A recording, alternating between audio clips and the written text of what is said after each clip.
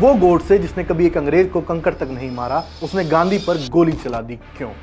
क्योंकि उसका कहना था कि गांधी की वजह से भारत के लाखों हिंदुओं की जिंदगी बर्बाद हुई और किसी भी महात्मा को यह अधिकार नहीं है कि वो भारत के टुकड़े करे और उसका विभाजन करे, और गांधी ने ऐसा किया, इसलिए उसने गांधी की हत्या कर दी। नाथूराम विनायक गोडसे ने 3 गोलियां मारकर गांधी जी का सीना गोलियों से छलनी कर दिया था।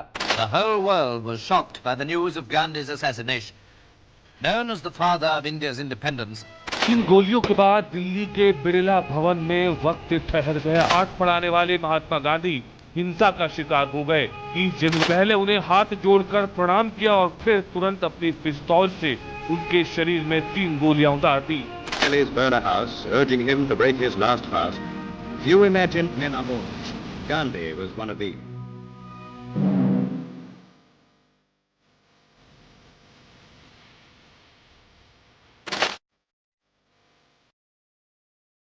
नमस्कार, मैं संदीप सिंह और आप देख रहे हैं मेरा पहला वीडियो। ऐसे ही और वीडियो देखने के लिए आप चैनल को सब्सक्राइब जरूर करें। जिन लोगों ने गांधी की हत्या की, इनकी विफलता यही है कि गांधी को मारने के बाद भी वो गांधी को मार नहीं पाए, क्योंकि गांधी इस देश की आत्मा में बसे हुए हैं। गांधी की हत्या तो गोडसे बस एक बार करने में सफल हुआ, मगर गोडसे की हत्या आज हर रोज होती है। जब जब कहीं गांधी की प्रतिमा पर फूल चढ़ाए जाते हैं या उन्हें याद किया जाता है, तब तब गोडसे रूपी रावण की हत्या की जाती है और उसके विचारों को कुचला जाता है। गोडसे को आप भारतीय राजनीति के रावण के तौर पर देख सकते हैं। फर्क बस इतना साफ है कि रावण के पुतले को हर साल जलाया जाता है और गोडसे के वैचारिक पुतले को हर रोज जलाया जाता है। इस वीडियो के माध्यम से एक छोटी सी मांग भी है कि जो लोग गांधी में विश्वास रखते हैं और हर साल गांधी की शहादत दिवस पर गोडसे का पुतला जलाकर उसे सोच को जला सकते हैं जो गांधी की हत्या की कल्पना करती है। नाथूराम गोडसे, जिसके जीवन की एकमात्र सफलता यह है कि उसने गांधी की हत्या की, क्योंकि उसने अपने पूरे जीवन में ऐसा कुछ नहीं किया जिसे याद किया जा सके या जिसके लिए उसे याद किया जाए।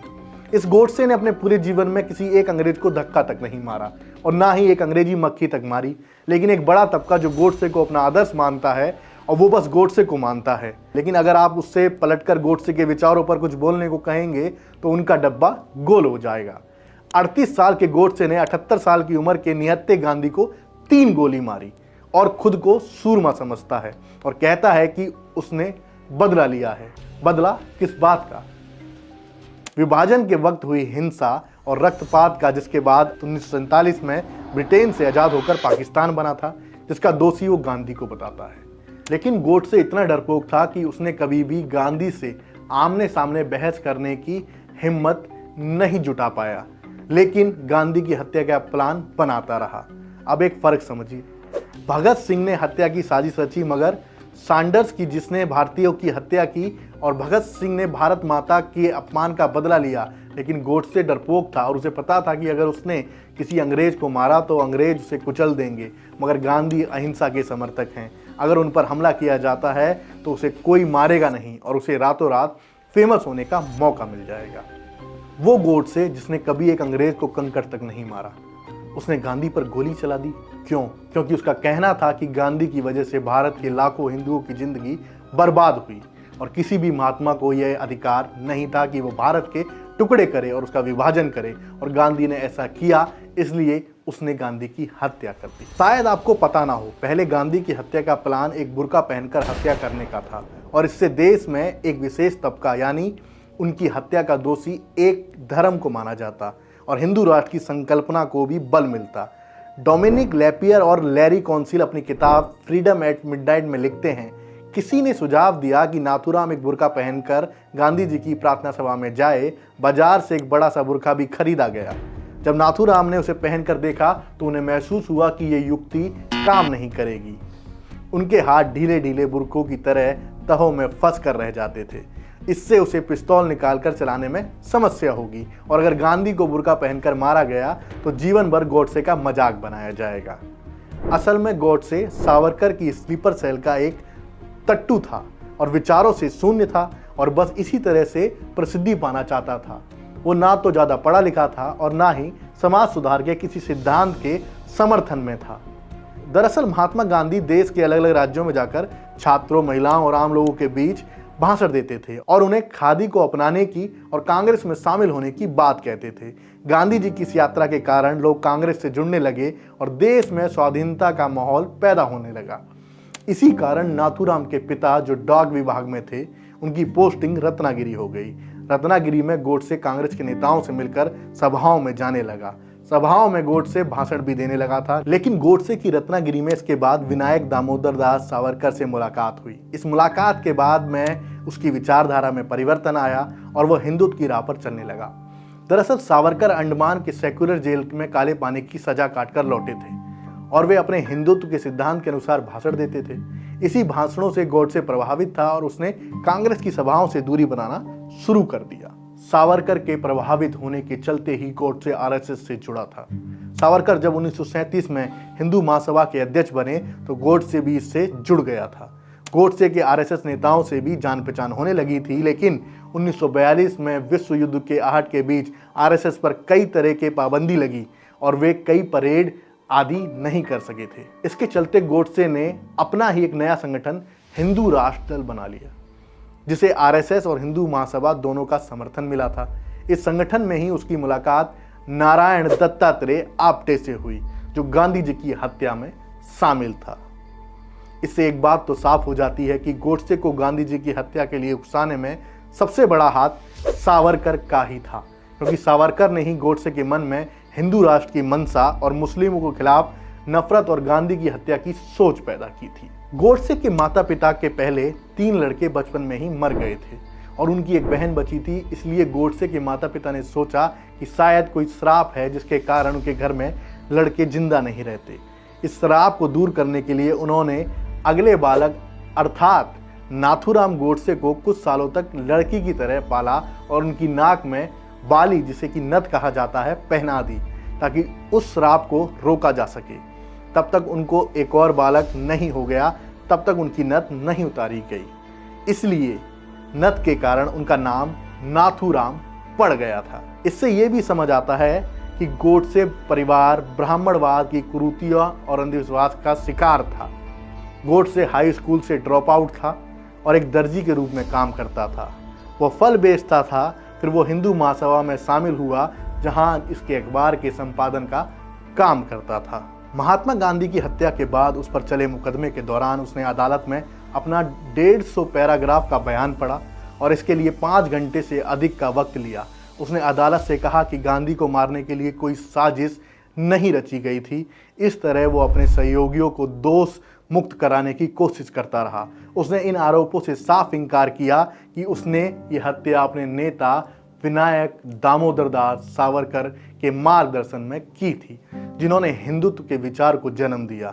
हालांकि सावरकर सभी आरोपों से बरी कर दिए गए थे, फिर भी आलोचक मानते हैं कि गांधी से नफरत करने वाले कट्टर दक्षिणपंथी उनकी हत्या से जुड़े थे और कपूर कमीशन की रिपोर्ट में भी इस थ्योरी को भी सही माना गया है कि सावरकर और गोडसे ने ही गांधी की हत्या की साजिश रची थी। लेकिन गोडसे ये बात जानता था कि संघ पर अगर गांधी हत्या में शामिल होने के आरोप सिद्ध हो जाते हैं तो इस संगठन हमेशा के लिए देश की नज़रों में गद्दार हो जाएगा और संघ में खुद भी कभी ये हिम्मत नहीं हुई कि वो ये बात को स्वीकार पाए कि वो गांधी की हत्या में शामिल था। नाथूराम गोडसे के भाई गोपाल गोडसे ने 28 जनवरी 1944 को फ्रंट लाइन को दिए गए इंटरव्यू में कहा, हम सभी भाई आरएसएस में थे। आरएसएस हमारे लिए परिवार था। नाथूराम आरएसएस में बौद्धिक कार्यवाहक बन गए थे। नाथूराम ने अपने बयान में आरएसएस छोड़ने की बात कही थी।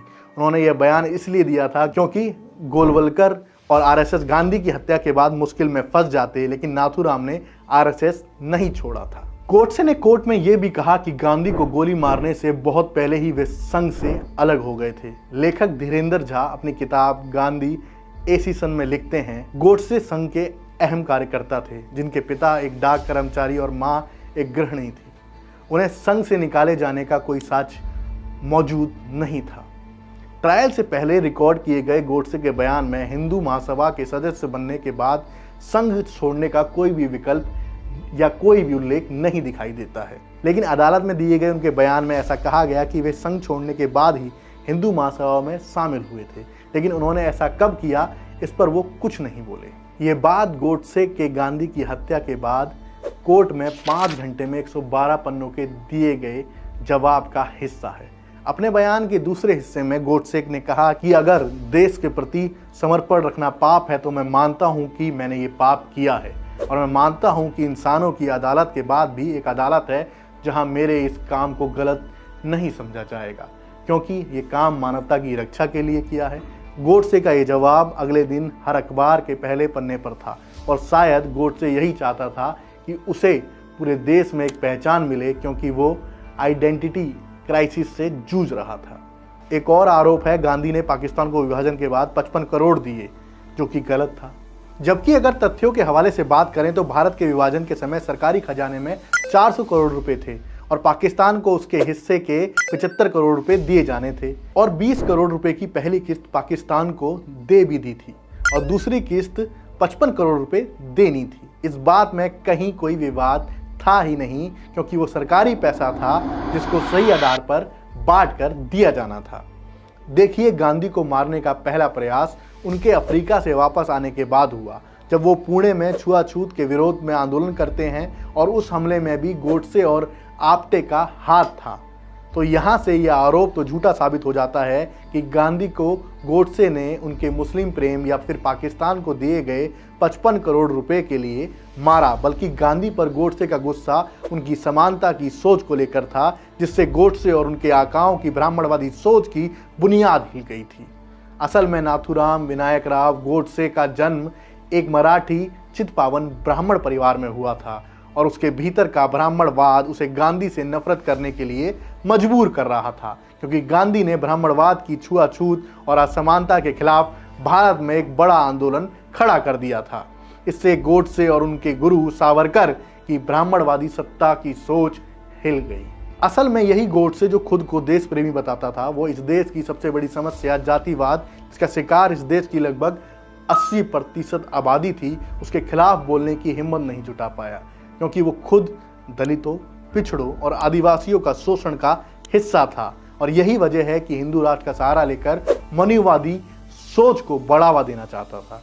असल में सावरकर ने अंग्रेजों से माफ़ी मांगने के बाद जो किताबें लिखी, उनमें भी ये इस बात का जिक्र है कि हिंदू महासभा दलितों के मंदिर प्रवेश के आंदोलन को बहुत ज़्यादा समर्थन नहीं करेगा, उतना ही समर्थन करेगा जहां तक समाज स्वीकार करेगा।